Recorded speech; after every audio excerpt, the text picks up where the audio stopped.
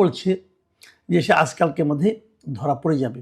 আমি জানি না কি হবে, তবে আমি আশা করি ধরা পড়া উচিত, কারণ ধরা না পড়লে একটা বড় ক্ষতি হয়ে যাবে। সেই ক্ষতিটাকে আমি একটু পরে বলছি। এখন প্রশ্ন হলো, এই ফয়সাল করিম দাউদ খান লোকটা কে?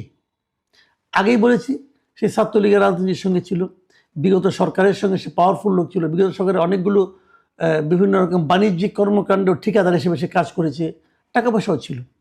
কিন্তু ইন্টারেস্টিং বিষয় হলো, মানে একটু অবাক করা বিষয় হলো যে শরীফ ওসমান হাদির সঙ্গেও তাকে দেখা গেছে।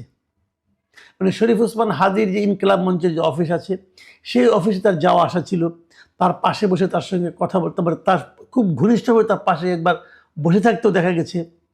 এবং তার যে নির্বাচনী যে টিম ছিল, প্রচারণা টিম হাদির, সেই টিমের সঙ্গেও সে জড়িত ছিল। তার মানে সে শরীফ ওসমান হাদির বেশি ঘনিষ্ঠ ছিল। কি করে হলো? ছাত্রলীগের এত বড় একটা জঙ্গি নেতা, হ্যাঁ, সে কিভাবে শরীফ ওসমান হাদির সঙ্গে এত ঘনিষ্ঠ হয়ে গেল? জঙ্গি বললাম কেন? সে কিন্তু অস্ত্র মামলায় আটকও হয়েছিল। এবং ইন্টারেস্টিং হলো, এই সরকারের আমলে, এই বছরের এই 2025 সালের শুরুর দিকে, ফেব্রুয়ারির দিকে, সে কিন্তু আদালত থেকে জামিনও পেয়েছে অস্ত্র মামলায়। এবং এই সংক্রান্ত কিছু কাগজপত্র আমরা দেখতে পেলাম, যে জামিনের যে সেই কাগজটা, সেখানে আবার দেখলাম তার পক্ষে উকিল যারা ছিলেন তারা আবার বিএনপি দলীয় বড় উকিল তারা ছিলেন আর কি। তারা তাকে মুক্ত করার জন্য আবেদন করেছিলেন, মুক্ত করে জামিন নিয়ে এসেছেন। তো যে ছেলেটা অস্ত্র মামলায় আটক হলো, সে আবার জামিনও পেয়ে গেল, সে আবার অস্ত্র দিয়ে হাদিকে মারল। তারও চেয়ে বড় কথা হলো, হাদি কি জানতো না এই লোকটা কে? এই লোকটা যে ইয়ের সঙ্গে, ছাত্রলীগের সঙ্গে ছিল, এটা কি হাদি আনতেন না? না জানা তো কোনো কারণ নেই, কারণ সে তো আপনার বেশ প্রকাশিত নেতা, সবাই তাকে চিনত, এবং সে আদালত থেকে বেরিয়ে এসেছে। তাকে উনি তার পাশে বসতে দিলেন কেন? এগুলো কিন্তু অনেকগুলি বিষয় আছে। আবার আরেকটা ছবিতে দেখলাম, সেই ছবিটা সত্য মিথ্যা জানি না, অনেকে বলছিল নাকি এআই দিয়ে তৈরি করা, হতে পারে, আমি জানি না ঠিক। সেই ছবিতে দেখলাম সাদিক কায়েমের সঙ্গে বসে সে বেশ হাসি ঠাট্টার মতো করছে, খুব দুজনে বেশ উচ্ছল অবস্থায় বসে আছে। এ ধরনের একটা ছবিও দেখলাম। তবে এটা নিয়ে আমার একটু সন্দেহ আছে, এটা হয়তো এআই দিয়ে তৈরি করা হতে পারে, আমি বলতে পারবো না, কারণ আজকে সোশ্যাল মিডিয়াতে খুব দ্রুত অনেক কিছু চলে আসে, আমি ঠিক ক্লিয়ার না। তো যাই হোক, এখন প্রশ্নটা হলো, আমরা যেটা দেখলাম যে ছাত্রলীগের অনেকে কিন্তু এখন, যা নাকি এরকম বড় বড় অবস্থায় ছিল, তারা কিন্তু এদের সঙ্গে কিভাবে যেন মিলে যাচ্ছে, কিভাবে যেন জড়িয়ে যাচ্ছে। এই যে জড়িয়ে যাওয়ার বিষয়গুলো, এগুলো কেন? এটা কেমন রাজনীতি? এবং এই রাজনীতিকে আমি ভালো রাজনীতি মনে করি না। এবং এই রাজনীতির এই যে আপনার একটা মন্দ রাজনীতি, তারই ফল কিন্তু হাদিকে ভোগ করতে হলো, একটা জীবন মৃত্যু সন্ধিক্ষণে থেকে চলে যেতে হলো। তো এটা নিয়েও চিন্তা করা কিন্তু বিষয় আছে। এখন এই যে ছেলেটা, এই এতটাই আপনার পরিচিত ছিল, তার সঙ্গে সে সাবেক প্রেসিডেন্ট হামিদ সাহেবের সঙ্গে তার ছবি আছে, আসাদুজ্জামান খান কামালের সঙ্গে তার ছবি আছে। তো তার সেদিকে সর্বব্যাপী, আওয়ামী লীগের বড় নেতাদের সঙ্গে ছবি আছে, আবার হাদির সঙ্গে ছবি আছে, সাদিক কায়েমের সঙ্গে ছবি আছে। তো এই ধরনের লোকটা সব জায়গায় কি সবসময় থাকতো? আগেই থাকতো। এই জিনিসগুলো কিন্তু আলোচনায় আসবে। এখন আমি যে প্রশ্নটা আসলে করতে চাই, যেটা খুব জরুরি প্রশ্ন, সেটা হলো, হাদিকে গুলি খেতে হলো কেন? হাদিকে হত্যা প্রচেষ্টা করা হলো কেন? হাদিকে হত্যা প্রচেষ্টাটা কারা করলো? দেখুন, হাদির সম্বন্ধে কালকে আমি বলেছিলাম, হাদি যা কিছু বলে খুব উচ্চকিত স্বরেই বলে, বেশ আপনার অ্যাগ্রেসিভ ভঙ্গিতে বলে। এই ভঙ্গিটা অনেকের পছন্দ না। তার কিছু কিছু কথা খুবই গায়ে লাগার মতো, অনেক সময় আপত্তিকর আমার কাছে মনে হয়েছে। সেটা একটা কথা, কিন্তু সেগুলো তো সে নতুন বলে না, সে তো অনেক আগের থেকেই বলে। তাহলে যদি আপনি তাকে মারতে চাইতেন, তো তখনই মারতে চাইতেন। তো তখন না মারতে চেয়ে যেদিন তফসিল ঘোষণা করা হলো, তার পরের দিনটাকে আপনি বেছে নিলেন কেন? এটা কিন্তু একটা, আমি মনে করি, খুবই গুরুত্বপূর্ণ প্রশ্ন। তাহলে কি তফসিল ঘোষণার সঙ্গে হাদিকে অ্যাটাক করার কোনো একটা সম্পর্ক আছে? দেখুন, আরেকটা কথা বলি, আমি একটা ভিডিও দেখেছি, নিশ্চয়ই আপনারাও দেখেছেন, সোশ্যাল মিডিয়াতে এগুলো দেখাই যায়, যে হাদি যখন প্রথম গুলিটা খেলেন আর কি, গুলি খাওয়ার পর তাকে যখন নিয়ে যাওয়া হচ্ছিল রিক্সায় করে দ্রুত বেগে, তখন কেউ একজন এটাকে আবার লাইভ করছিল ফেসবুকে।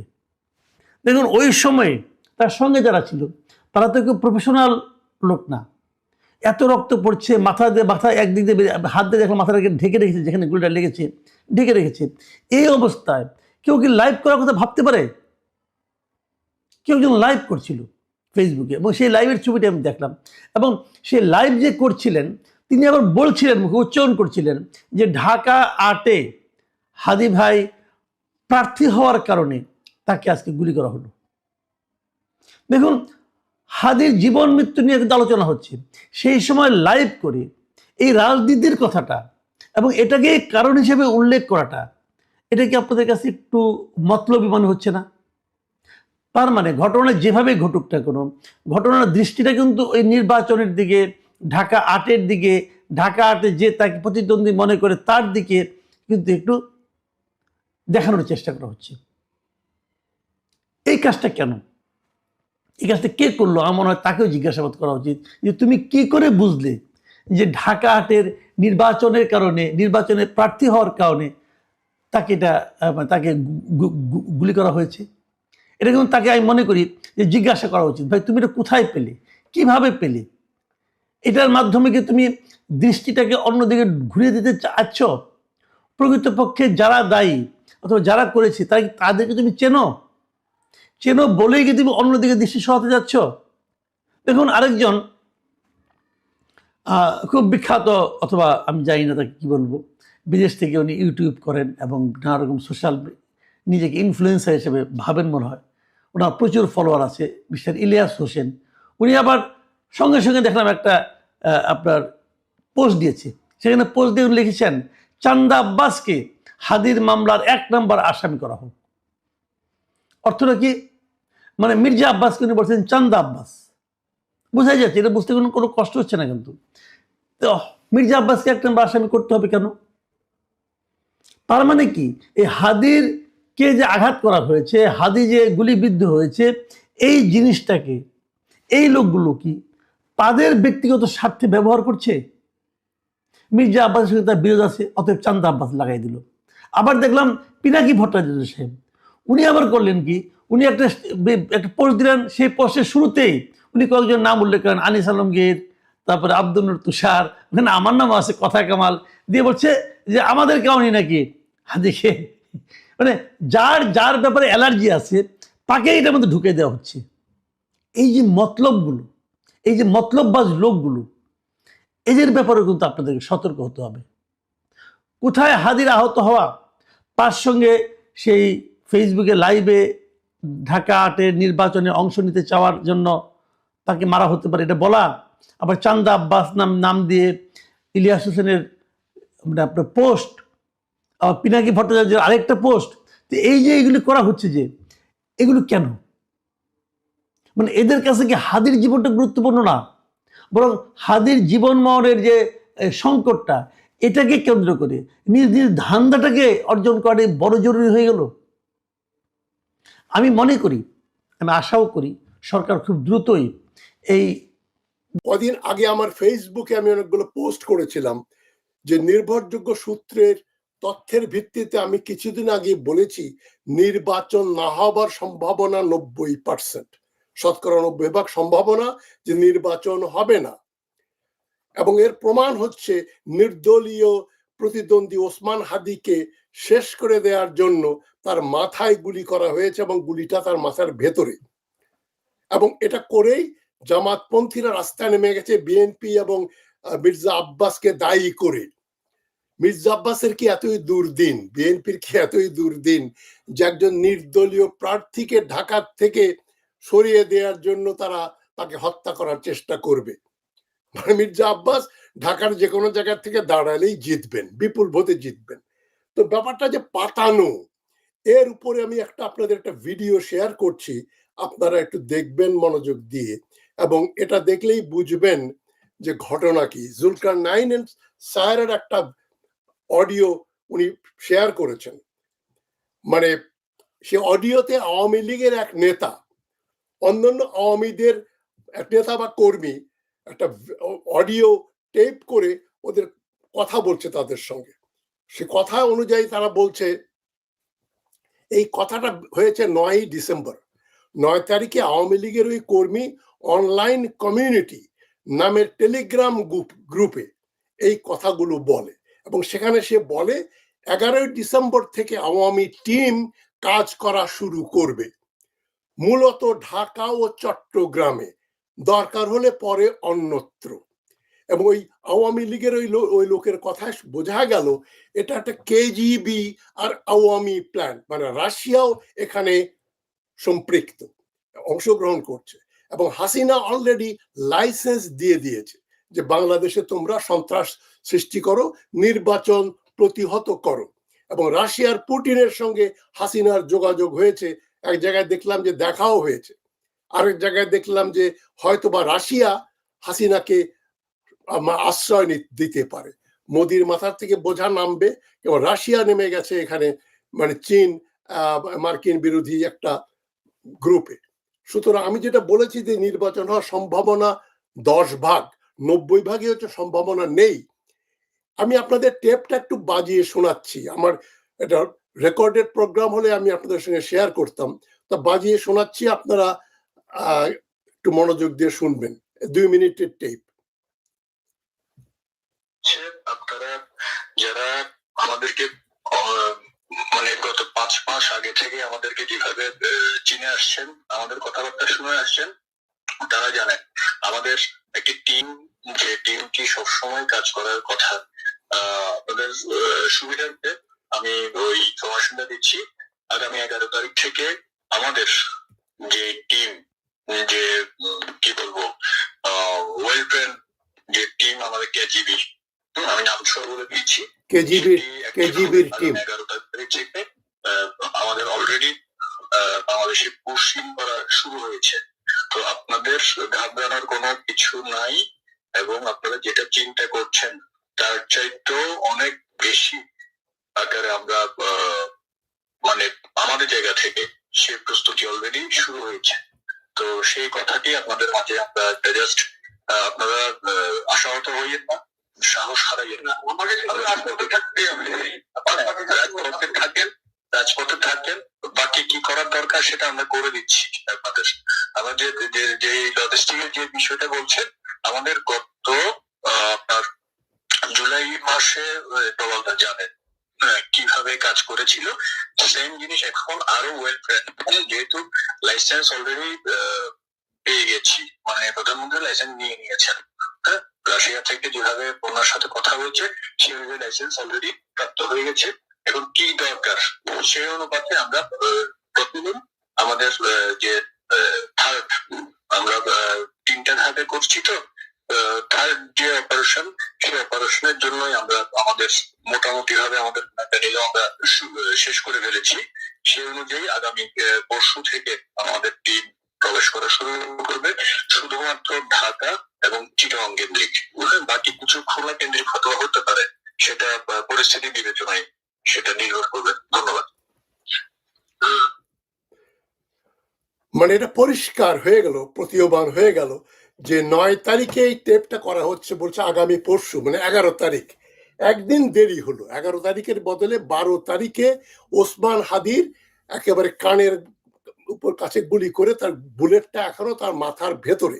এখন ঢাকা মেডিকেল কলেজের চিকিৎসা তার কতটা উন্নতি হবে, উনি বেঁচে যাবেন কিনা, আমি দোয়া করি যে উনি বেঁচে যাক।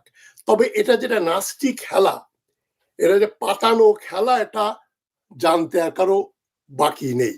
ইতিমধ্যে পুলিশের যে ভিডিওগুলো এখন বের হচ্ছে, সেখানে দেখা যাচ্ছে এই 2 ব্যক্তি, কালো পাঞ্জাবি পরা, কালো মাস্ক পরা, এবং আরেকজন, এই 2 জন ওসমান হাদির যে নির্বাচনী প্রচার অভিযান মিটিং এ উপস্থিত ছিল, একেবারে ওসমান হাদির কাছে কাছেই তারা ছিল। তার মানে তারা তাকে ফলো করেছে এবং মোটরসাইকেলে করে গিয়ে ওই ইলেকট্রিক ব্যাটারি চালিত স্কুটারে তাকে গুলি করে হত্যার চেষ্টা করেছে, মাথায় গুলি করেছে, মানে একেবারে টার্গেট খুবই জঘন্য জায়গায়, মানে এমন ভাবে টার্গেট করেছে যাতে তার বেঁচে থাকার কোনো সম্ভাবনা না থাকে। এগুলো যে পূর্ব পরিকল্পিত, এবং এখন এটা শুধু জামাত বিএনপির দ্বন্দ্ব না, জামাত তো ছদ্মবেশী মুখোশধারী আওয়ামী ভারতীয় মার্কিন এজেন্ট। এটা যারা বোঝেন না তারা এখনো মায়ের পেটে আছেন। এই জামাত কোনো ধর্মের সঙ্গে তাদের কোনো রকম সম্পর্ক নেই। তারা স্টান্টবাজি করছে, আওয়ামী লীগের বি টিম হিসেবে কাজ করছে, এবং ভারত, আওয়ামী লীগ এবং জামাত মিলে যাতে নির্বাচন না হয় সেই প্রচেষ্টা করছে। এখন বিএনপির যেই কনস্টিটিউয়েন্সিতে এখানে আপনার মির্জা আব্বাস নির্বাচন করছেন, সেখানে আওয়ামী লীগের বড় বড় রুই কাতলারা ওনার কাছে হেরেছেন এবং উনি বিপুল ভোটে সবসময় বিজয় লাভ করেছেন। তো এখন তার কি এমনই দুর্দিন, আওয়ামী লীগের বিএনপির এমনই দুর্দিন যে কোথাকার কোন এক ইন্ডিপেন্ডেন্ট ক্যান্ডিডেট, এবং যে কিন্তু পিনাকির ক্যান্ডিডেট, পিনাকি সে ইনকালাব মঞ্চের লোক এই হাদি, কিন্তু সে আবার ভারত বিরোধী। সুতরাং ভারত বিরোধী কাউকে ভারতপন্থীরাই হত্যা করতে পারে, হত্যার চেষ্টা করতে পারে। তো এইভাবেই খেলাটা খুব মানে একটা জঘন্য টার্ন নিচ্ছে, এবং আমি খুবই মানে ফ্রাস্ট্রেটেড, এবং আমি এখন বিতর্ক হতে পারে, পরে হয়তো ভিডিওতে আলোচনা হতে পারে। তাই কি করে দেশের গোয়েন্দা সংস্থার আগে বিভিন্ন অ্যাক্টিভিস্ট, অ্যানালিস্ট, ইনভেস্টিগেটিভ জার্নালিস্ট মানে এদেরকে দিয়ে ফেসবুকে রায় দিয়ে দেওয়ায় এটা নাকি সাবেক ছাত্রলীগ নেতা করেছে, মানে আওয়ামী লীগই করেছে। অথচ যে মানুষটাকে এখন ছাত্রলীগের ব্যানারে ঝুলিয়ে দেওয়া হচ্ছে সে জুলাই পরবর্তী সন্ত্রাস আর থানা দখলের সময় অস্ত্রসহ ধরা পড়ে, পরে আবার জামিন নিয়ে বেরিয়ে ইনকিলাব অফিসে ঢুকে যায়, হাদির সাথেই উঠে বসে, মিটিং মিছিলে যায়। তখন কিন্তু কেউ তাকে লীগের দালাল বলে চিহ্নিত করেনি, কেউ মাস্ক দেখে চিনতে পারেনি, তখন ছবি তুলতে আপত্তি ছিল না, তখন তো মাস্ক ছিল না, মাস্ক তো গতকাল মানে যখন হত্যা চেষ্টার ঘটনা ঘটেছে তখন পড়েছে। এখন হঠাৎ সব জানাজানি, সব বোঝাবুঝি, কিন্তু প্রশ্নটা কেউ করে না তাহলে এতদিন তাকে গ্রেপ্তার করতে কে ঠেকিয়েছিল? এতদিন তাকে ছাত্রলীগ বলে গ্রেপ্তার করা হয়নি কেন? এতদিন মানে তাকে ছাত্রলীগ বলে কেন সাজা দেওয়া হয়নি? মানে গল্পে যে ফাঁক থেকে যায় ভাইরা আমার, তাই না? গত বছর 400-র কাছাকাছি থানা ভাঙচুর আর অস্ত্র লুট হয়েছে, যার সামান্য অংশ উদ্ধার হয়েছে, বাকিটা বাতাসে ভাসছে। তখন রুষ্ট হবে ভেবে এই ইন্টেরিম ছাড় দিয়েছিল, এখন সেই ছাড়ের দাম দিচ্ছে পুরো জাতি, পুরো দেশ। যে রাষ্ট্র নিজের থানার অস্ত্র ফেরত আনতে পারে না সে রাষ্ট্র প্রার্থীর নিরাপত্তা কিভাবে নিশ্চিত করবে? আর সত্যি কথা বলতে কি, এই ইন্টেরিম কখনোই সত্যি চেষ্টাটা করেনি, কারণ এই অস্ত্র কার হাতে আছে সেটা তারা খুব ভালো করে জানে। সেই হাতগুলো এখন তাদের রাজনৈতিক দর কষাকষির অংশ। একে বলে নিয়ন্ত্রিত অরাজকতা। সাদিক কায়েমদের চেহারা ভাসে আপনার চোখে ভাইরা? আচ্ছা থাক, ভাসুরের নাম মুখে নিতে নেই, তওবা তওবা। হাদির উপর গুলি সেই অরাজকতার দ্বিতীয় গিয়ার। প্রথম গিয়ার ছিল জুলাইয়ের সন্ত্রাসী মব, যেখানে গণতন্ত্রের নাম করে যা যা হয়েছে তার বড় অংশই ছিল meticulous design, targeted sniper shoot আর সংগঠিত লুণ্ঠন। এখন সেই একই স্কুলের গ্রাজুয়েটরা, প্রাক্তন ছাত্রলীগ অ্যাক্টিভিস্ট, জুলাই যোদ্ধা, জুলাই জিহাদি বিভিন্ন ব্যানারে ঘোরাফেরা করছে। হাসনাত, সার্জিস, সাদিক, দাউদ একসময় ছাত্রলীগের তকমা গায়ে লাগিয়ে যাদের দিয়ে আওয়ামী লীগকে বিতর্কিত করা হয়েছিল, আজ তারা অন্য ক্যাম্পের তারকা সৈনিক এক একজন। টিভিতে বসে ফেসবুকে লাইভ দিয়ে গর্ব করে বলে তারা নাকি তখনই ভেতর থেকে আওয়ামী লীগকে ধ্বংস করে দিতে যোগ দিয়েছিল আওয়ামী লীগে। অর্থাৎ গল্পটা হলো গিয়ে, যখন তারা ক্ষমতাসীন আওয়ামী লীগের দলের লুঙ্গির নিচে ছিল তখনও মূল সুতো অন্য কারো হাতে ছিল, আর আজ যখন তারা ফ্যাসিবাদ বিরোধী শিবিরে, তখনই সেই সুতো রাজনৈতিক গোয়েন্দা এবং বিদেশি ডিপ স্টেটের হাতে। হাদি আর মাসুদ এসব স্টকের অংশ। কখন কোথায় এই স্টক খেলা হবে, কখন কাকে দিয়ে কাকে মেরে ফেলা হবে, সেটা ঠিক করে যারা বিরাজনীতিকরণের ফর্মুলা লিখছে। ফর্মুলা 1 ছিল বিচারবিহীন ওয়ার অন টেরর, ফর্মুলা 2 হলো সবাই খারাপ, সবাই হত্যাযোগ্য, এমন একটা মানসিকতা তৈরি করা। এই প্রেক্ষাপটে হাদির ওপর গুলি কাকে কি সুবিধা দিল সেটা একটু ঠান্ডা মাথায় ভাবা দরকার, যেটা আসলে সকালের ভিডিওতে কিছুটা বলেছি। আওয়ামী লীগের সাংগঠনিক অবস্থা এমন যে এই 14 মাসে তাদের কর্মীরা গণহত্যা, খুন, গুম, বুড়িগঙ্গা থেকে লাশ সবকিছুর শিকার হয়েছে। তাদের কেউ দ্রুত জামিন পায়নি, বরং পায়নি বলেই সংগঠনটা ভাঙাচোরা। এই অবস্থায় আওয়ামী লীগ দিনের আলোতে রাজধানীতে বসে ইনকিলাব মঞ্চের মতো ছোট প্ল্যাটফর্মের এক নেতাকে মারতে যাবে, এটা পাগলেও বিশ্বাস করবে না, এবং যারা বিশ্বাস করে তারা রাজনৈতিকভাবে নির্বোধ। কাজেই যে গল্পটা বানানো হচ্ছে লীগের সাবেক লোক মানে কাজও লীগ করেছে, এই সরলীকরণটা ভীষণ ইচ্ছাকৃত এবং মানুষ খাচ্ছে না, একদমই খাচ্ছে না। এদিকে আদালতের নথি দেখাচ্ছে যাকে এখন মূল শুটার বলা হচ্ছে, সেই ফয়সাল করিম মাসুদকে অস্ত্র মামলায় জামিন দিয়েছে হাইকোর্টের বেঞ্চ খুব দ্রুততার সঙ্গে। একবার 6 মাস, আরেকবার 1 বছর, মানে 2 দফায়। সে বিচার বিভাগের কৃপায় বেরিয়ে এসে হাদিদের সঙ্গে রাজনীতি করেছে, মিছিলে গেছে, অফিসে ঘুরেছে, বৈঠক করেছে, অনেক ছবি দেখতে পাচ্ছি আমরা। হাসনাত বা কায়েমের সঙ্গে তার চা খাওয়ার ছবি আছে, একই শার্ট পরা, যে শার্ট পরে পুলিশ তাকে ধরেছিল। আর আজ যখন গুলি করেছে বলে অভিযোগ উঠছে, তখন দায়টা কেন ছাত্রলীগ আর আওয়ামী লীগের ঘাড়ে বলুন তো? বলুন প্লিজ। ইউনূস সরকারের নিজস্ব বিচার বিভাগ যার জামিন দেয়, যার ওপর গোয়েন্দাদের নজরদারি থাকে, তাকে নিয়ন্ত্রণের ব্যর্থতা কি কেবল তার পুরনো রাজনৈতিক পরিচয় দিয়ে আপনি সেরে দিতে পারবেন? তাও আবার লুঙ্গির নিচে আশ্রয় নেওয়া ফেক পরিচয় গ্রহণ করে আসল পরিচয়ে পুরনো সংগঠনকে বিবস্ত্র কর্নেওয়ালারা। মাসুদ তো তাই না? ইউনূস সরকারের জন্য তো এটা নিঃসন্দেহে সুবিধাজনক একটা খেলা। একদিকে উচ্চবিত্ত বখাটে বুদ্ধিজীবী আর এনজিও মিডিয়া গোষ্ঠী গত 1.5 বছরে এমন এক নেরেটিভ দাঁড় করিয়েছে যে কেউ আওয়ামী লীগের আশেপাশে থাকলে হত্যাযোগ্য, তার বাসায় আগুন দেওয়া যাবে, 32 পুড়িয়ে দেওয়া যাবে, মানে সেটা নাকি গণ অভ্যুত্থানের উপজাত। তার স্ত্রী সন্তানদের উপর পাশবিক হামলা হলে সেটা নাকি রাগের বহিঃপ্রকাশ, ক্ষোভের বহিঃপ্রকাশ। এটা নাকি কি যেন প্রোপাগান্ডা সচিব বলেছিল, ভুলে গেছি, প্রেসার গ্রুপ। অন্যদিকে একই বুদ্ধিজীবী এখন ঠান্ডা মাথায় মেনে নিচ্ছেন এই ইন্টারিম যেভাবে সন্ত্রাস আর সন্ত্রাসী মবকে বৈধতা দিয়েছে, তাতে এখন পুরো দেশটাই হত্যাযোগ্য স্পেস হয়ে গেছে। আপনি আওয়ামী লীগ হন, বিএনপি হন, নিরীহ ভোটার হন, একদিন আপনার মাথায়ও স্নাইপারের লাইন পড়তে পারে। আমার প্রশ্নটা আপনাদের কাছে এবং গুরুত্বপূর্ণ মনে করে প্রশ্নটি নিয়ে ভাববেন আশা করি।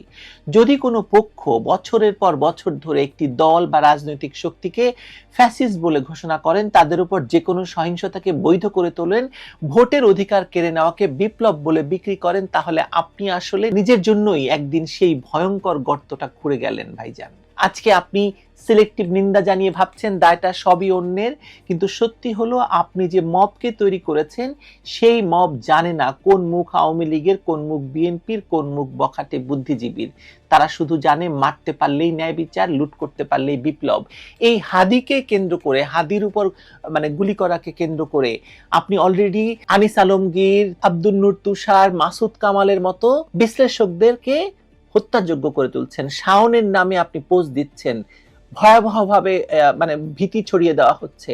আমি তো মনে করছি যে সরকারের উচিত অবিলম্বে এদের নিরাপত্তা নিশ্চিত করা, যে কোনো মুহূর্তে তাদের উপর হামলা হবে। এটা আমি দেখতে পাচ্ছি এদের উস্কানিতে। আবার যমুনার মিটিং এ ফেরত যাই। হাদি গুলিবিদ্ধ হওয়ার পরপরই যাদের ডাকা হলো তারা কারা? বিএনপি, জামায়াত, এনসিপি, ইনকিলাব মঞ্চ, মানে লালু, ভুলু, কালু, মালু সবাই উপস্থিত। টেবিলে ভাষণও প্রস্তুত। জুলাই অভ্যুত্থানকে খাটো করার ষড়যন্ত্র নস্যাৎ করতে হবে, নির্বাচন বানচাল চক্রান্ত বন্ধ করতে হবে, চক্রান্ত চলছে, আমরা ঐক্যবদ্ধ থাকব, অবৈধ অস্ত্র উদ্ধার করতে হবে। কথাগুলো শুনতে কিন্তু খুব ভালো, কিন্তু রক্ত কেউ দেখে না, দেখে কেবল রাজনৈতিক ক্যাপিটাল। হাদির ওপর গুলিকে তারা আবার জুলাই বয়ানের অংশ বানিয়ে ফেলছে, যেন এই হামলাও আসলে সেই তথাকথিত অভ্যুত্থানের ধারাবাহিকতা, তার বিরুদ্ধে নাকি নতুন ষড়যন্ত্র। এখানে ইউনূস খুব সচেতন এবং তার চালাকিটাও খুব পরিষ্কার। তার কোনো রাগঢাক নেই। তিনি জানেন এই ঐক্য ভাঙলে তার পায়ের নিচের মাটি সরে যাবে। তাই একদিকে তিনি বলছেন বড় শক্তি কাজ করছে, প্রশিক্ষিত শুটার মাঠে নেমেছে, অন্যদিকে সেই বড় শক্তির নাম কখনোই উচ্চারণ করছে না, কারণ ওই শক্তির একটি অংশ তার নিজের স্টেক হোল্ডার গ্রুপের ভেতরে বসে আছে। জামায়াতের সহজ সরল নেতারা ইতিমধ্যে বলে দিয়েছে তারা আগে গণভোট এবং পরে নির্বাচন চেয়েছিল। নির্বাচন গণভোট একদিনে করার আইডিয়াটা কোথা থেকে এসেছে সেটা কারো অজানা নয়। আরেকদিকে বিভিন্ন মুখে মুখে ঘুরছে যে 50 জন প্রার্থীকে টার্গেট কিলিং এর প্ল্যান, জাতীয় বক্তব্য। এগুলো ডিপ্লোম্যাটিক ভাষা নয়, এগুলো সিমটম, অর্থাৎ ভেতরের রোগ বাইরে বেরোনোর লক্ষণ। গণরাশেদের মতো নেতারাও নাকি এই তথ্য জানে। ভাবুন একবার। আমার তো মনে হয় প্ল্যানটা খুব স্পষ্ট এবং পরিষ্কার। নির্বাচনের হাওয়া তোলা হবে, মাঠ গরম করা হবে, কিছু জায়গায় লক্ষ্যভিত্তিক খুন গুলিবর্ষণ হবে, তার দায় পুরোটাই আওয়ামী লীগের কাঁধে চাপানো হবে। তারপর বলা হবে, দেখুন এই পরিস্থিতিতে নির্বাচন সম্ভব নয়, তাই গণভোটটা একমাত্র উপায় হিসাবে স্বীকৃতি দিতে হবে। শুধু গণভোট হবে মানে ফেব্রুয়ারি 12 তারিখে। সেই গণভোটের ওপর ভর করে সংবিধানের কাটাকুটি হবে, আওয়ামী লীগ নিষিদ্ধকরণ আরো সাংবিধানিক করে ফেলা হবে। দুই দলের বাইরে নতুন রাজনৈতিক আর্কিটেকচার সব এই প্যাকেজে ঢুকে যাবে। এই পুরো খেলায় হাদিদের জায়গাটা কোথায়? খুব সহজ। তারা হলো ব্যবহারযোগ্য, নষ্টযোগ্য পণ্য, রাজনৈতিক দুর্বৃত্ত। কখনো ছাত্রলীগের নাম লাগিয়ে, কখনো ইনকিলাব মঞ্চের ব্যানারে, কখনো জুলাই যোদ্ধা ব্র্যান্ডে তারা সবাই একই স্টকে রাখা হয়েছে। যখন যাকে দরকার তাকে নিয়ে এসে ভাঙিয়ে খাওয়া হবে। আপনি একদিন যাদের দিয়ে থানা ভাঙাবেন, আরেকদিন তাদের দিয়ে প্রতিপক্ষের প্রার্থীকে মারাবেন, তৃতীয় দিন তারা মরে গেলে কাঁদবেন, আর চতুর্থ দিন সেই লাশ নিয়ে রাজনীতি করবেন। খুব সুন্দর খেলা, কিন্তু দুর্দান্ত খেলা। আর আপনি যদি সেই বুদ্ধিজীবী হন যিনি একসময় ফেসবুকে এসে সরাসরি ইঙ্গিত দিলেন বিএনপির দিকে, এর ফল কি হলো? ঢাকা ৮ আসনের বিএনপির প্রার্থী মির্জা আব্বাস হাসপাতালে হাদিকে দেখতে গিয়ে রীতিমতো তোপের মুখে পড়লেন। কিন্তু বিএনপির মহাসচিব মির্জা ফখরুল ইসলাম আলমগীর তো আর চুপ করে বসে থাকার লোক নন।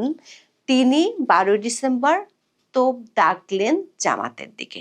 পরদিন আরো স্পষ্ট অভিযোগ তুললেন রুহুল কবির রিজভী। তিনি পুলিশের বরাত দিয়ে দাবি করলেন হামলায় জড়িত জামাত শিবির। সঙ্গে সঙ্গে সাদিক কায়েম পাল্টা পোস্ট দিয়ে রিজভীর কাছে প্রকাশ্য ক্ষমা চাইলেন। পরে অবশ্য রিজভীও দুঃখ প্রকাশ করলেন, কিন্তু কাদেরকে ইঙ্গিত করে বলছিলেন তার বলার অপেক্ষা রাখে না। দর্শক, এই দৃশ্য দেখে মনে হচ্ছিল তাদের এই মল্লযুদ্ধ বুঝি সত্যি। কিন্তু না, রাজনীতিতে লোক দেখানো রাগ অভিমানের মেয়াদ খুব বেশিক্ষণ টেকে না। এই যে কিছুক্ষণ আগে বিএনপি আর জামাত চুলোচুলি করছিল, ফেসবুকে একে অপরকে চাঁদাবাজ আর হামলাকারী বলছিল, এটা যে আসলে তাদের লিমিটেড ভার্সন মারামারি ছিল তা প্রমাণ হতে সময় লাগলো না। প্রধান উপদেষ্টার ডাক পড়লো এবং নিয়ম মেনে প্রধান 3 মিত্রদল বিএনপি, জামাত ও কিংস পার্টি এনসিপি ছুটে গেল যমুনার দরবারে। বাহিরে যতই রুদ্রমূর্তি থাকুক, যমুনার শীতল কক্ষে তারা সবাই ছিলেন অন্তরঙ্গ। বৈঠক শেষে বেরিয়ে এসে বিএনপি নেতা সালাউদ্দিন আহমেদ যা বললেন তাতে স্পষ্ট তারা ফ্যাসিবাদ বিরোধী জাতীয় ঐক্য অটুট রাখবেন। অর্থাৎ মাঠে যতই জামাত বিরোধী কামানোর গোলা দাগা হোক না কেন, যমুনা তাদের নিয়ে যাবে আওয়ামী বিরোধী মোহনায়। এনসিপির আহ্বায়ক নাহিদ ইসলাম তো আরো এক ধাপ এগিয়ে সরাসরি ভারতের উপর দোষ চাপিয়ে দিলেন। তিনি বললেন, দিল্লিতে বসে বাংলাদেশ বিরোধী সব ধরনের তৎপরতা চালাচ্ছে আওয়ামী লীগ। ভারত সরকারের মদত ছাড়া আওয়ামী লীগ এ ধরনের পরিকল্পনা করতে পারে না। দর্শক, এত বড় একটা ঘটনার দায় সরকারকে নিতেই হলো না, সমঝোতা হয়ে গেল। 3 মিত্রদল একসঙ্গে প্রতিজ্ঞা করলো তারা দ্বন্দ্ব ভুলে এক থাকবে, ষড়যন্ত্র ঠেকাতে ঐক্যবদ্ধ থাকবে। প্রধান উপদেষ্টার বক্তব্য তো আরো মজার। তিনি বললেন, হাদির উপর হামলা পূর্ব পরিকল্পিত ও গভীর ষড়যন্ত্রের অংশ। এর পেছনে বিরাট শক্তি কাজ করছে। উদ্দেশ্য হলো নির্বাচনটি না হতে দেওয়া। আক্রমণটি খুবই সিম্বলিক। যদি বিরাট শক্তি কাজ করে, তাহলে প্রশ্ন হলো, হাদিকে গুলি করার 24 ঘন্টা পরেও কেন একজন সন্দেহভাজন হামলাকারীও ধরা পড়লো না? সরকার কি এমন একটি ঘটনা ঘটার অপেক্ষা দিয়েছিল? স্বরাষ্ট্র উপদেষ্টার অবস্থাটা দেখুন। তিনি আগে নাকি পেঁয়াজ আলু নিয়ে বেশি উদ্বিগ্ন ছিলেন, আর এখন হাদি গুলিবিদ্ধ হওয়ার পর অবশেষে তার ঘুম ভেঙেছে। আর ঘুম থেকে উঠিয়ে যে ঘোষণাগুলো দিলেন তাতে হাসি না কান্না বোঝা মুশকিল। প্রথম ঘোষণা শুরু হচ্ছে অপারেশন ডেভিল হান্ট ফেজ 2। দর্শক, গত বছর আগস্টে পুলিশ ও এসএসএফ এর যেসব অস্ত্র লুট হয়েছিল তার মধ্যে এখনো 1350-র বেশি অস্ত্র ধরাছোঁয়ার বাইরে। সরকার অপারেশন ডেভিল হান্ট শুরু করে, পরে পুরস্কারও ঘোষণা করেছিল, কিন্তু কাজের কাজ কিছুই হয়নি। সেই 1350-র একটা উদ্ধার হয়নি। এখন সেই ব্যর্থ মিশনে আবার নামছেন। কেন? ফ্যাসিস্ট টেররিস্টদের দমনের উদ্দেশ্যে আর হাদির আক্রমণকারীদের ধরিয়ে দিতে 50 লাখ টাকা পুরস্কার ঘোষণা করা হয়েছে। কিন্তু প্রশ্ন হলো, অতীতে যেখানে বৈধ অস্ত্র নির্বাচনের সময় ফেরত নেওয়া হতো, সেখানে সরকার উল্টো কেন এবার সবাইকে অস্ত্র ব্যবহারের অনুমতি দিচ্ছে? স্বরাষ্ট্র উপদেষ্টা বলছেন, নির্বাচনের প্রার্থীরা চাইলে সরকার অস্ত্রের লাইসেন্স দিবে। সংসদ নির্বাচনের ৩০০ আসনে যদি গড়ে ১০ জন করেও প্রার্থী থাকেন, তাহলে ৩,০০০ প্রার্থীর হাতে অস্ত্র লাইসেন্স দেওয়া হবে। এত অল্প সময়ে পুলিশ ভেরিফিকেশন শেষ করে এই লাইসেন্স সরকার কিভাবে দেবে? এটা কি নতুন কোনো লটারি, নাকি সরকার বলতে চাইছে আপনার নিরাপত্তা আপনি দেখুন, আমরা ফিরে যাব? স্বরাষ্ট্র মন্ত্রণালয়ের এমন উদ্ভট সিদ্ধান্তের মধ্যে খোদ নির্বাচন কমিশনে এখন বিচলিত। নির্বাচন কমিশনের কাজ কি? নির্বাচনে অংশ নেওয়া প্রার্থী, ভোটার সহ সকলের নিরাপত্তা নিশ্চিত করতে প্রশাসনকে নির্দেশ দেওয়া, তাই তো? কিন্তু এখানে দৃশ্যপট পুরো উল্টো। যারা নির্বাচন পরিচালনা করবেন তারাই এখন নিজেদের নিরাপত্তা নিয়ে বিচলিত। 13 ডিসেম্বর ইসি সচিবালয় থেকে চিঠি পাঠানো হয়েছে ঢাকা মহানগর পুলিশ কমিশনারের কাছে। তারা প্রধান নির্বাচন কমিশনার, 4 নির্বাচন কমিশনার এবং সিনিয়র সচিবের জন্য বিশেষ নিরাপত্তা চেয়েছে। সিএসির জন্য অতিরিক্ত গাড়ি সহ পুলিশ এসকর্ট, আর বাকি কমিশনারদের জন্য বাসভবন ও অফিসে যাতায়াত। নিষিদ্ধ ছাত্রলীগের রাজনীতির সঙ্গে জড়িত ছিলেন। 2019 সালের 11ই মে ঘোষিত কেন্দ্রীয় ছাত্রলীগের পূর্ণাঙ্গ কমিটিতেও তিনি সদস্য হয়েছিলেন। এখন প্রথম আলো তার মানে পুলিশও একেই প্রধান হামলাকারী বলে মনে করছে। স্বরাষ্ট্র উপদেষ্টার তরফে এখনই এরই মধ্যে 1.5 কোটি টাকা, 50 লক্ষ টাকা পুরস্কার ঘোষণা করা হয়েছে, যিনি এই ফয়সাল করিম মাসুদ বা দাউদ খানকে ধরিয়ে দিতে পারবেন তার জন্য। কিন্তু এই যে ছাত্রলীগ করা ব্যক্তি, শুক্রবার দিনে ইনকিলাব মঞ্চের নেতা কর্মীরা, সমর্থকেরা, হাদির যারা জনসংযোগে একেবারে ঘনিষ্ঠভাবে কাজ করছিলেন, তারা সিসিটিভি ফুটেজ দেখেই চিহ্নিত করে বলেন যে এই ব্যক্তিরা হাদির সঙ্গে মিলে, তাদের দলের সঙ্গে মিলে ঘনিষ্ঠভাবে নির্বাচনী প্রচারণায় গত কয়েক সপ্তাহ ধরে কাজ করছিলেন। তার মানে ছাত্রলীগের পদাধিকারী একজন, যাকে কিনা ফ্যাক্ট চেকিং প্রতিষ্ঠান জুলকারনাইন সাইর হামলার কয়েক ঘন্টার মধ্যে চিহ্নিত করতে পারলেন ছাত্রলীগের আদাবর থানার পদাধিকারী এবং এখন প্রথম আলো বলছে কেন্দ্রীয় কমিটিতেও থাকা একজন সদস্য হিসেবে, তাকে কিনা ইনকিলাব মঞ্চের কোনো নেতা কর্মী কিংবা ওসমান হাদির মতো একজন নেতা শনাক্ত করতে পারেন নাই। এবং এই ব্যক্তি, এই সাবেক ছাত্রলীগ নেতা, কয়েক সপ্তাহ ধরে হাদির সঙ্গে কাজ করছিলেন। কাজেই এখন একটা পক্ষ প্রশ্ন তুলছেন যে এটা তো গুপ্ত রাজনীতির কৌশল, কাজেই বুঝতে বাকি থাকে না এই ফয়সাল করিম মাসুদ আসলে ছাত্রলীগের মধ্যে থাকা কোন রাজনীতির অনুসারী ছিলেন। কিন্তু কৌতূহলোদ্দীপক ব্যাপার হচ্ছে যে এখন ছাত্র শিবির নেতা কেন্দ্রীয় সেক্রেটারি নুরুল ইসলাম সাদ্দাম নোয়াখালীর এক জনসভায় দাঁড়িয়ে শনিবার দিন উল্টো বলেছেন যে গুপ্ত বাহিনীর হামলার শিকার হয়েছেন ওসমান হাদি। মানে ছাত্র শিবিরই এখন বলছেন যে একটা গুপ্ত বাহিনী ওসমান হাদিকে হামলা করেছেন। এখন তাহলে তারা ছাত্র শিবির কাদেরকে গুপ্ত বাহিনী হিসেবে চিহ্নিত করে, সে প্রশ্নটা করতেই হয়। কিন্তু যুক্তিসঙ্গত যে প্রশ্ন উঠে এসেছে এই প্রসঙ্গে প্রথম আলো তুলেছে এবং আমার দেশ পত্রিকাও এই খবরটি করছে যে কিভাবে পিস্তল সহ ধরা পড়ার পরেও এই ফয়সাল করিম মাসুদ, যাকে কিনা ছাত্রলীগ নেতা হিসেবে এখন চিহ্নিত করা হচ্ছে, তিনি 2024 সালের নভেম্বরে আদাবরের এক স্কুলে অস্ত্র শস্ত্র সহ ঢুকে 17 লাখ টাকা লুট এবং ডাকাতির চেষ্টা করেছিলেন এবং সে মামলায় প্রধান আসামি হিসেবে ফয়সাল করিম তখন কিন্তু র্যাবের হাতে অস্ত্র সহ গ্রেফতার হয়েছিলেন। কিন্তু মাত্র মাসখানেক থাকবার পরেই নাকি গ্রেফতার, তিনি জামিনে ছাড়া পেয়ে যান এবং এখন আমার দেশ বলছে পিস্তল সহ গ্রেফতারের 1 মাস পরেই জামিন পান হাদিকে গুলি করা ফয়সাল। কাজেই সত্যি তো এই ফয়সাল ছাত্রলীগ নেতারা যখন প্রাণ ভয়ে, মবের ভয়ে এবং পুলিশের ভয়ে, হামলা মামলার ভয়ে, মানে আগস্টের 5 তারিখ থেকে প্রাণ ভয়ে প্রাণ বাঁচাতে দিক বিদিক ছুটছেন, তখন কিনা ফয়সাল মহাল তবিয়তে যেই আদাবরে তিনি বরাবর ছাত্রলীগের রাজনীতি করে এসেছেন, সেই আদাবরে অস্ত্রশস্ত্র নিয়ে প্রাইভেট অফিসে ঢুকে ডাকাতি আর লুটপাট করতে যাচ্ছেন, তারপর তাকে ধরে ফেলা হচ্ছে, কিন্তু তিনি আবার 1 মাসের কম সময়ে জামিন পেয়ে যাচ্ছেন। কাজেই নানা রকম প্রশ্ন উঠছে যে কোন সে বাহিনী, কারা এসব টার্গেট কিলিং ঘটাচ্ছে। ডক্টর মোহাম্মদ ইউনূস শনিবার যমুনায় দেখা করেছেন ওসমান হাদির পরিবার, তার বোন, ভাই সহ তার পরিবারের সদস্যদের সঙ্গে এবং ইনকিলাব মঞ্চের নেতাকর্মীদের সঙ্গে। পাশাপাশি ডক্টর মোহাম্মদ ইউনূস তখন 3 দলের নেতৃবৃন্দকে ডেকেছিলেন, বিএনপি, জামায়াত এবং জাতীয় নাগরিক পার্টির নেতৃবৃন্দ উপস্থিত ছিলেন।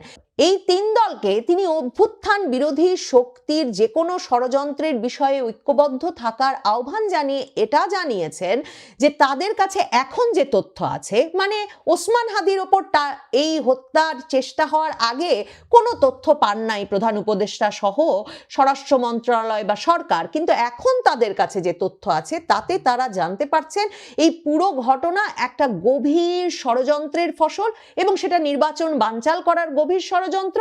এবং তারা আরো জানতে পারছেন যে ষড়যন্ত্রকারীরা এখন প্রশিক্ষিত শুটার ভাড়া করছে। তার মানে প্রধান উপদেষ্টা ডক্টর মোহাম্মদ ইউনূসও কিন্তু সরাসরি বললেন যে টার্গেট কিলিং এর ঘটনার একটা প্রস্তুতি আছে এবং টার্গেট কিলিং এর ঘটনা বাস্তবায়নে একটা পক্ষ, মানে তিনি আওয়ামী লীগকে ইঙ্গিত করছেন, একটা পক্ষ রীতিমতো শুটার ভাড়া করে ফেলেছে, এ খবর এখন তাদের কাছে আছে। এখন তো তার মানে সরকারের এই 50 জন, মানে কোন 50 জনের তালিকার কথা বলছেন রাশেদ খান, সেই তালিকা নিয়ে কাজ করা উচিত এবং সুনির্দিষ্টভাবে ওই প্রার্থীদের নিরাপত্তা দেওয়া উচিত। আসলে সরকারকে তো একটা নির্বাচন অনুষ্ঠান করতে হলে নির্বাচনের সকল প্রার্থীকেই নিরাপত্তা দিতে হবে।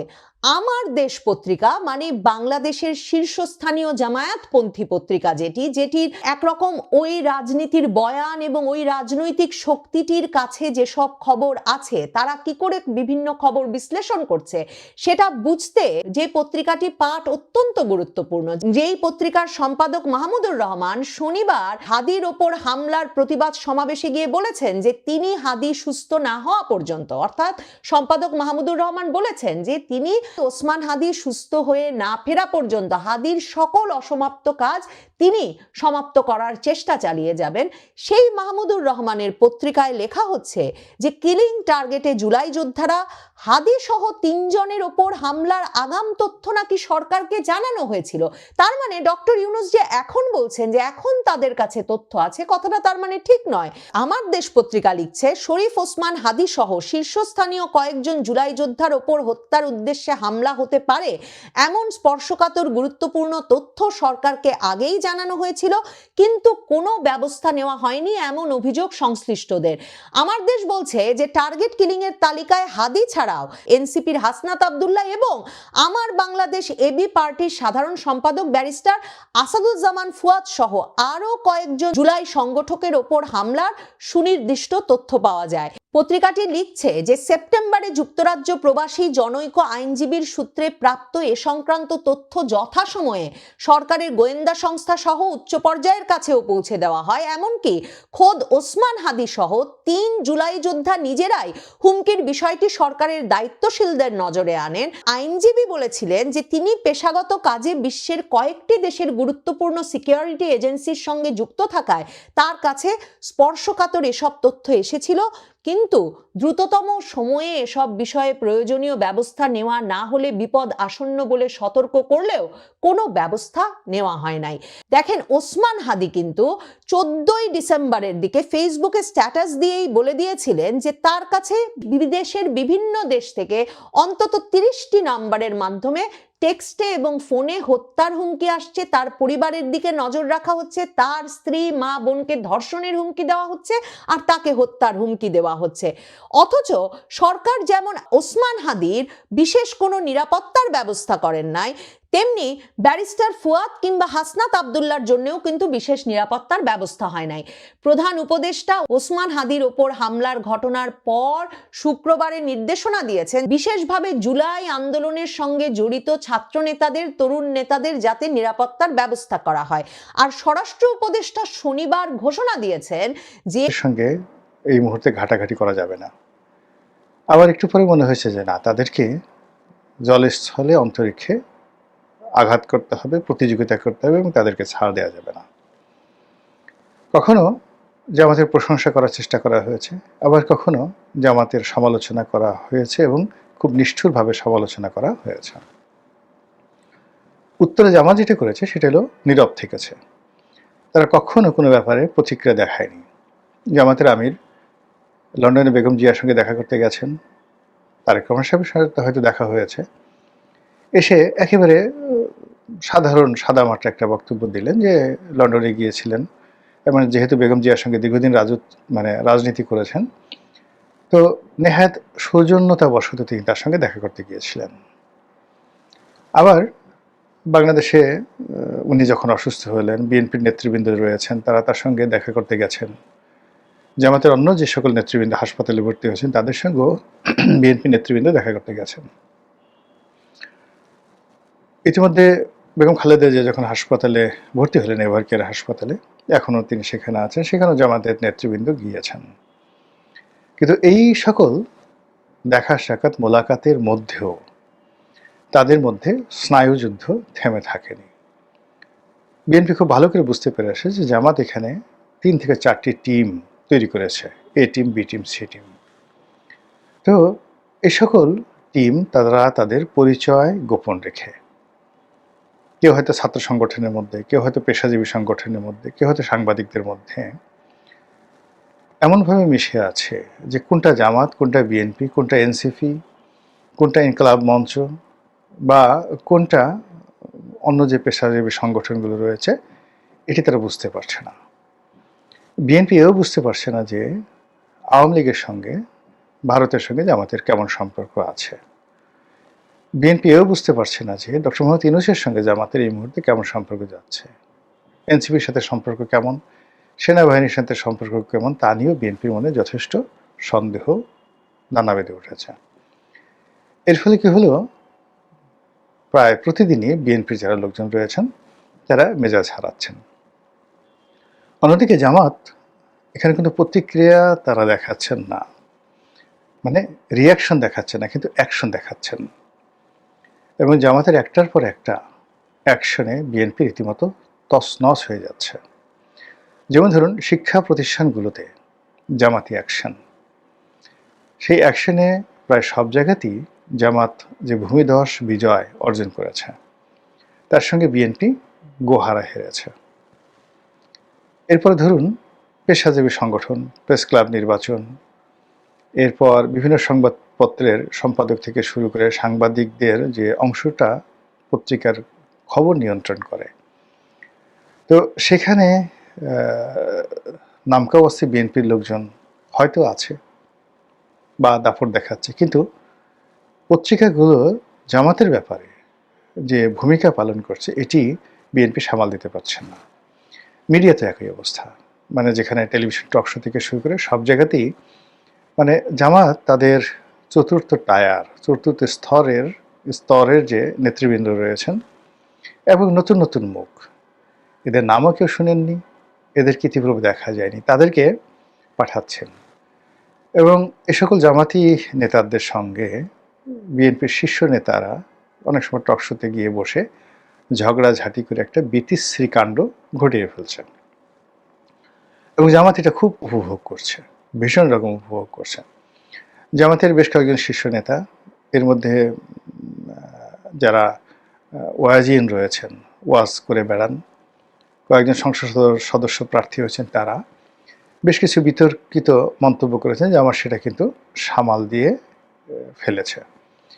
কিন্তু বিএনপির যে সকল নেতৃবৃন্দ রয়েছে, টেকনাফ থেকে তেঁতুলিয়া পর্যন্ত, এদের বেশিরভাগ প্রার্থী মূলত এখন জামাত বিরোধী হয়ে পড়েছে, ভীষণ রকম জামাত বিরোধী হয়ে পড়েছে এবং তারা প্রকাশ্যেই জামাতের বিরুদ্ধে কথাবার্তা বলছে। আমি দেখলাম যে ডক্টর এহসানুল হক মিলনের মতো মানুষ, আন্দরলিপ রহমান পার্থর মতো মানুষ, তারপরে অন্যান্য যারা আছেন, মির্জা আব্বাস তো বলেই বেড়াচ্ছেন, তো সবাই জামাতের ব্যাপারে যে মুখ খুলছেন, এগুলো আবার তাদের বক্তব্যগুলো ভাইরাল হয়ে যাচ্ছে। ইট মিনস জামাত বিএনপিকে যথেষ্ট গরম করে দিতে পারছে, উত্তেজনা তৈরি করে ফেলতে পেরেছে এবং বিএনপির মনে আতঙ্ক তৈরি করে ফেলেছে যে এই দলটি সব করতে পারে।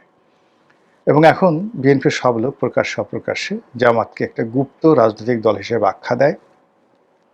আর সেই গুপ্ত রাজনৈতিক দলের যে ছদ্মাবরণে সারা বাংলাদেশে বিএনপি যে কী করছে আর জামাত যে কী করছে, এটা কোনো পক্ষে বুঝতে পারছে না। বিএনপির মিছিল বড় হচ্ছে, মিটিং বড় হচ্ছে, রাত বিরেতে তারা ঘুরে বেড়াচ্ছে। আর জামাতের মহিলারা ঘরে ঘরে ঢুকে যাচ্ছে। এই বিপুল সংখ্যক মহিলা কর্মী বিএনপির নাই, এটা হল বাস্তবতা। 2 নম্বর হলো যে বিএনপির মেজাজ খারাপ করার জন্য বিভিন্ন জায়গাতে গিয়ে শুধুমাত্র চাঁদাবাজ এই একটি শব্দ তারা বলে ফেলছে। কখনো এবি পার্টির মাধ্যমে, কখনো নুরুল হক নুরুর মাধ্যমে, কখনো সেই চরমোনাই পীর সাহেবের মাধ্যমে, কখনো তাদের নিজেদের চতুর্থ স্তরের যে নেতা রয়েছেন তাদের মাধ্যমে, কখনো এনসিপির মাধ্যমে, আবার কখনো কখনো সরকারের যারা কর্তা ব্যক্তি রয়েছে তাদের মাধ্যমে। তো যখনই চাঁদাবাজ, জালেম এই শব্দগুলো মানে বিভিন্ন অ্যাঙ্গেল থেকে উচ্চারিত হচ্ছে, অমনি বিএনপি মেজাজ হারিয়ে ফেলছে এবং বিএনপি বোঝানোর চেষ্টা করছে যে তোমরা আমাকে বা আমাদেরকে যত কথাই বলো না কেন, যে গোপনে খোঁজা মারার চেষ্টা করছো, এটা কিন্তু আমরা বুঝতে পেরেছি। এর ফলে কি হলো, এই ডিসেম্বর মাসে এসে যখন তফসিল ঘোষণা করা হলো, তখন বিএনপি এবং জামাতের যে বিরোধটি, এটি এখন রীতিমতো অহিনুকুল দাগ কুমড়ার সম্পর্কের পর্যায়ে চলে গেছে। আর এখানে কোনো বন্ধনও সম্ভব নয়।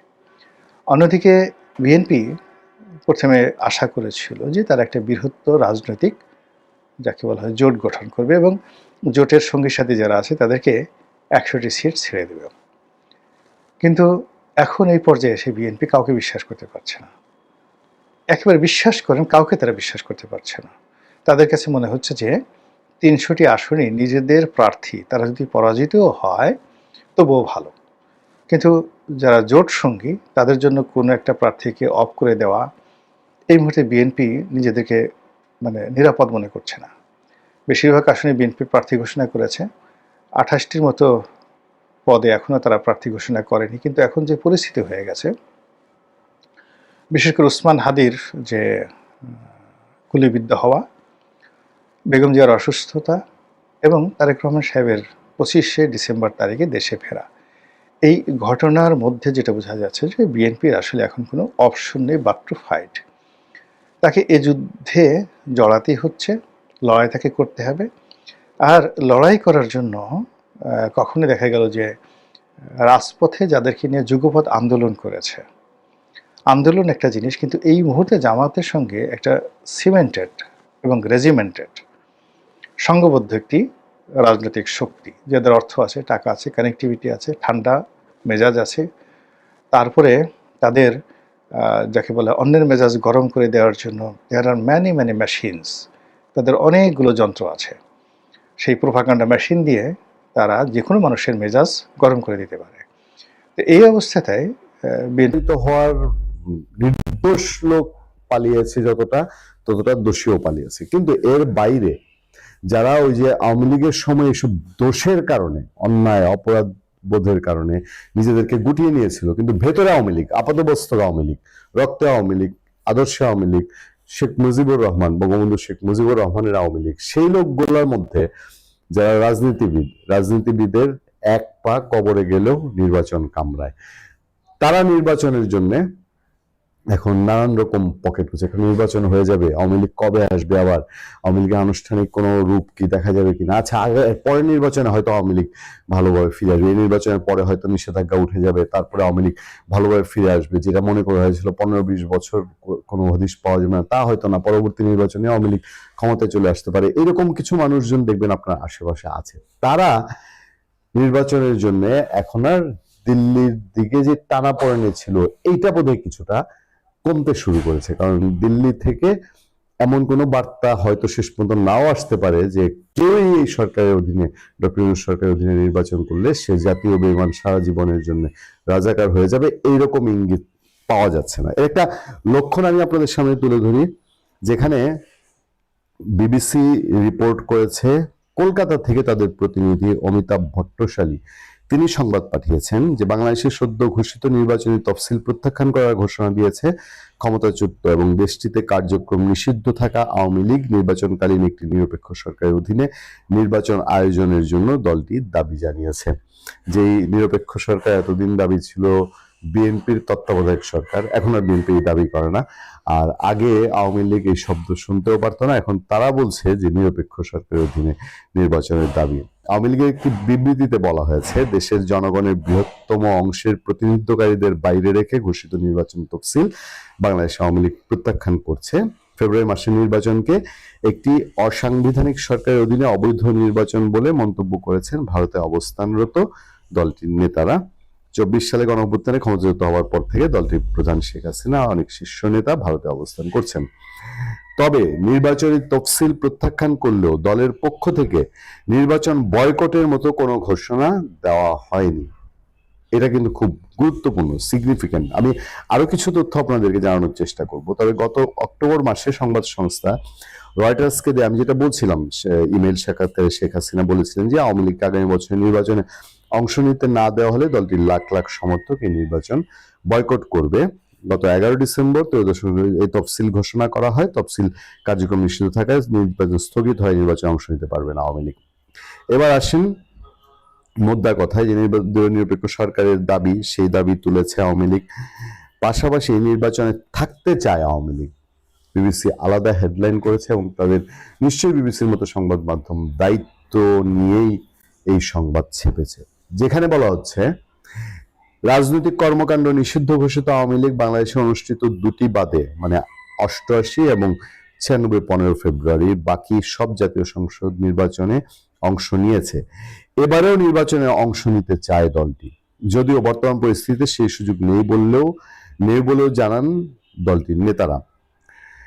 এখানে আওয়ামী লীগ নেতা বাহাউদ্দিন নাসিমকে কোট করে বলা হচ্ছে, আমরা নির্বাচনমুখী দল, নানান কিছু ষড়যন্ত্র করে আমাদের নির্বাচনের বাইরে রাখা হয়েছে। আওয়ামী লীগ টানা 14 বছরের শাসনে তারা দলীয় সরকারের অধীনে 3টি বিতর্কিত নির্বাচন অনুষ্ঠান করেছিল। প্রধান বিরোধী দলের বর্জনের কারণে 2টি নির্বাচন হয়েছিল একতরফা। আওয়ামী লীগ নির্বাচনে না থাকলেও তাদের যে ভোট ব্যাংক আছে, সেই নৌকার সমর্থক ভোটারদের আকৃষ্ট করতে বর্তমানে বাংলাদেশের বিভিন্ন রাজনৈতিক দলের কার্যক্রম অব্যাহত আছে, মাঠ পর্যায়ে জোর তৎপরতা দেখা যাচ্ছে। এটা খুব ইন্টারেস্টিং যে আওয়ামী লীগ নিষিদ্ধ থাকবে, আওয়ামী লীগ চাই না, আবার আওয়ামী লীগের ভোট চাই, সব দলের মধ্যে প্রতিযোগিতা, এমন একটা দল বাদ নাই।